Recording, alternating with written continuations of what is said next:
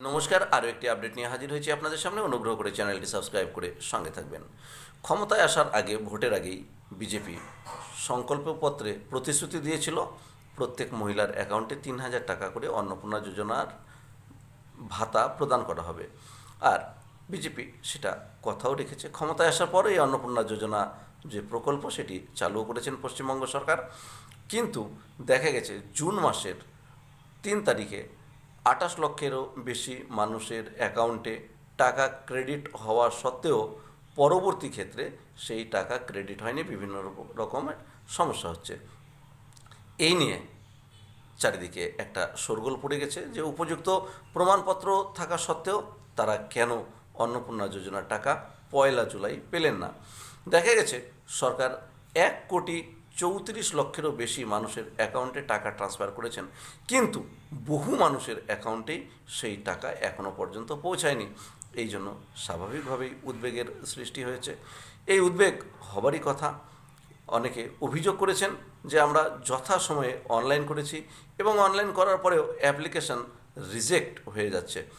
যদিও প্রথম দিকে আবেদনপত্রে সাবমিট সাকসেসফুলি এই কথাটি লেখা ছিল, ওকে ডান, এগুলো তারা দেখেছেন, কিন্তু পরবর্তীতে রিজেক্ট হয়ে গেছে।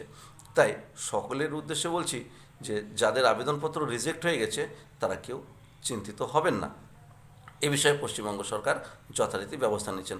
আবার কোনো কোনো ক্ষেত্রে দেখা গেছে টেকনিক্যালি সমস্যার কারণে আবেদনপত্র এরকম রিজেক্ট কথাটা উল্লেখ আসছে, তবে তার কয়েক ঘন্টার মধ্যেই আবার সেটি হয় এনকোয়ারি অথবা পেমেন্ট প্রসেস, এই কথাগুলো লিখে আসছে। পেমেন্ট প্রসেস এই কথাটা যদি লেখা থাকে তার অর্থ যে আপনার অ্যাকাউন্টে অবশ্যই টাকা ঢুকবে।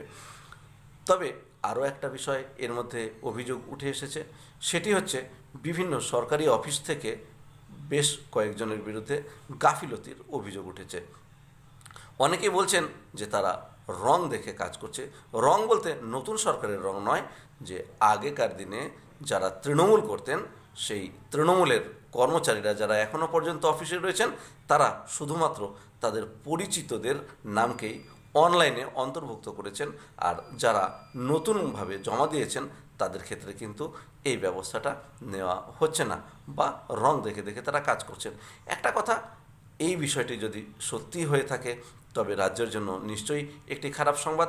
কারণ পশ্চিমবঙ্গের বর্তমান সরকার চেষ্টা করছেন সকলের মধ্যে সমন্বয় রেখে কাজ করার, কিন্তু অফিসে বসে যদি কিছু লোক এই ধরনের কাজ করে থাকেন নিশ্চয়ই তা রাজ্যের জন্য একটি খারাপ সংবাদ হবে। আশা করব পশ্চিমবঙ্গের নতুন মুখ্যমন্ত্রী মাননীয় শুভেন্দু অধিকারী মহাশয় এই বিষয়ে একদম ওয়াকিবহাল আছেন এবং তিনি যথোপযুক্ত ব্যবস্থা নেবেন এই অসৎ কর্মচারীদের বিরুদ্ধে। এদিকে পশ্চিমবঙ্গ সরকারের শিশু ও সমাজকল্যাণ দপ্তরের স্বাধীন দায়িত্বপ্রাপ্ত মন্ত্রী মালতী রাভা রায় তিনি জানিয়েছেন যে যাদের আবেদনপত্র বাতিল হয়ে গেছে তাদের সেই আবেদনপত্রগুলো আবার খতিয়ে দেখবে সরকারি লোকেরা। এই জন্য প্রত্যেকের বাড়ি বাড়ি লোক পাঠানো হবে যাদের আবেদনপত্র বাতিল হয়েছে, যাতে তাদের যদি উপযুক্ত প্রমাণপত্র থাকে এবং তারা যদি টাকা পাওয়ার যোগ্য হন তাহলে তাদের অ্যাকাউন্টে যেভাবে টাকা প্রদান করা যায় সেই ব্যবস্থাটা কিন্তু তারা করবেন। এদিকে আমরা দেখেছি পশ্চিমবঙ্গ সরকারের যে আরেকজন বিধায়ক অসীম সরকার মহাশয় তিনিও এ বিষয়ে একেবারে সচেতন হয়েছেন। এমনকি তিনি নিজের পকেট থেকেও এক জায়গায় গিয়ে কোনো এক মহিলার অন্নপূর্ণা যোজনার টাকা না ঢোকার কারণে নিজের পকেট থেকে টাকা প্রদান করেছেন। এই বিষয়ে পশ্চিমবঙ্গ সরকারের প্রশংসা অবশ্যই করতে হয়।